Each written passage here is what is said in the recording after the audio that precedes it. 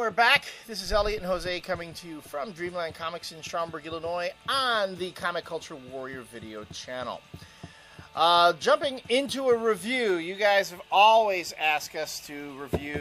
I know we have a really DC-heavy following, so let's talk about Blackest Night Batman, the miniseries tie-in with the Blackest Night event featuring Batman by Peter J. Tomasi, Adrian Saif, and John Del Vicente Cifuentes.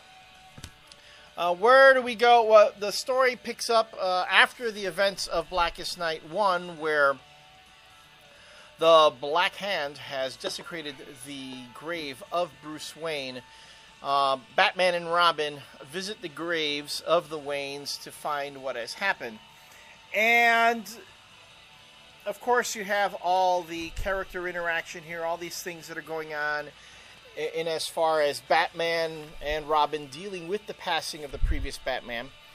What really drew me to this book, the part that I thought was the most interesting, was what happens with Boston Brand, or the Dead Man, in this, where you see what actually happens to the corpse of someone who has been reanimated by the Black Lantern, the Black Lantern, whatever. Ring?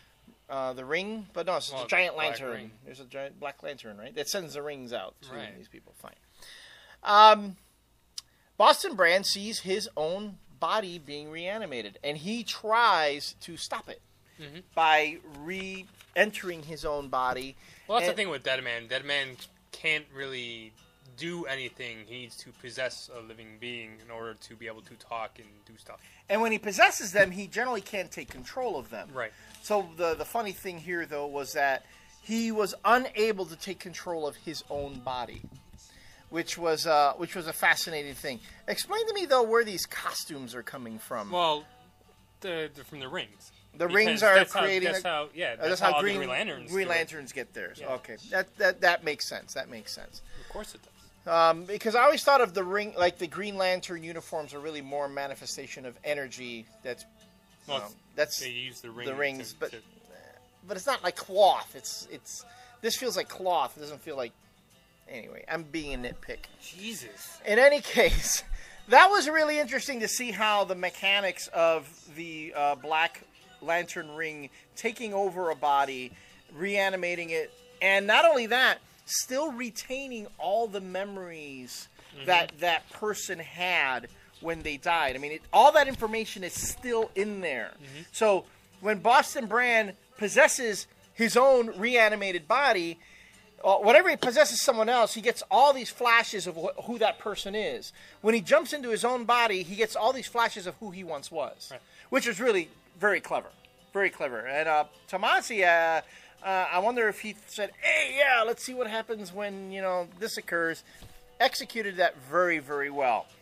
But beyond that, this is just there's a lot of setup going on here, just like with Blackest Night Prologue. The Batman and Robin are being pulled into this whole thing, and no surprise, we do see...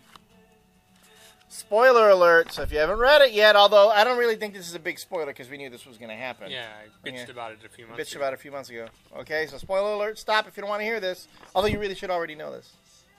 Okay, yes, the Flying Graysons are back.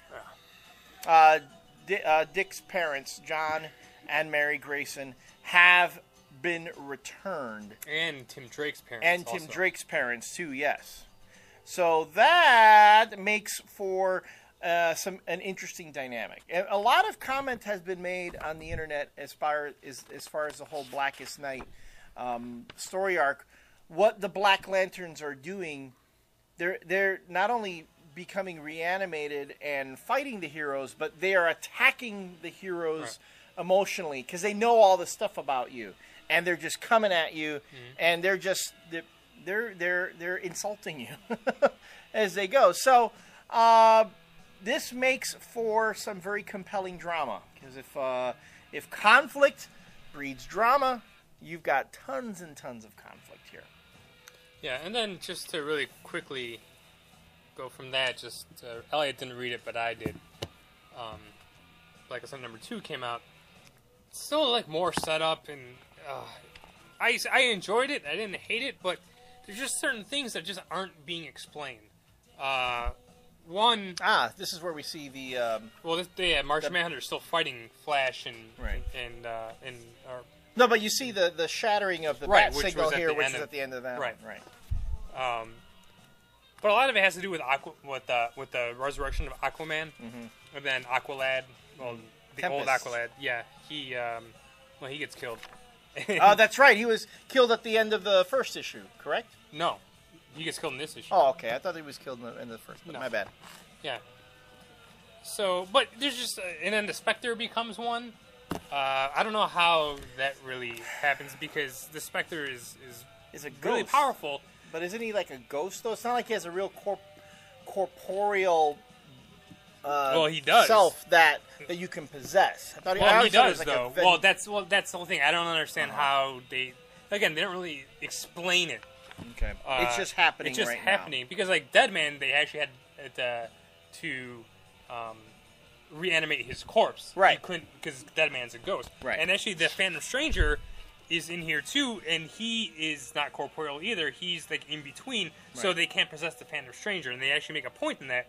Okay. But so yeah, and there's no explanation still to the problem that I had with the last issue of Green Lantern, which was number 44, where the Black Rings were having some kind of effect on Barry Allen and Hal Jordan. Like they were trying to possess them almost because they used to be dead, and they were having some kind of weird effect on them. But there's like no explanation about that in here, and I kind of wanted to. The story's just kind of running in place right now. They're just trying to set everything up, just like you talked about last time. They're like getting all the players together, and they're setting up the board. But it's just all right, man. It's like you had Green Lantern Corps, which is the best out of all the Blackest Nights books so far. I thought was the issue of Green Lantern Corps that came out this week, which was this one, number 39, which is pretty cool because we see all the old dead Green Lanterns are all now Blackest Black Lanterns. So the shit's getting pretty hot and heavy over on Oa now.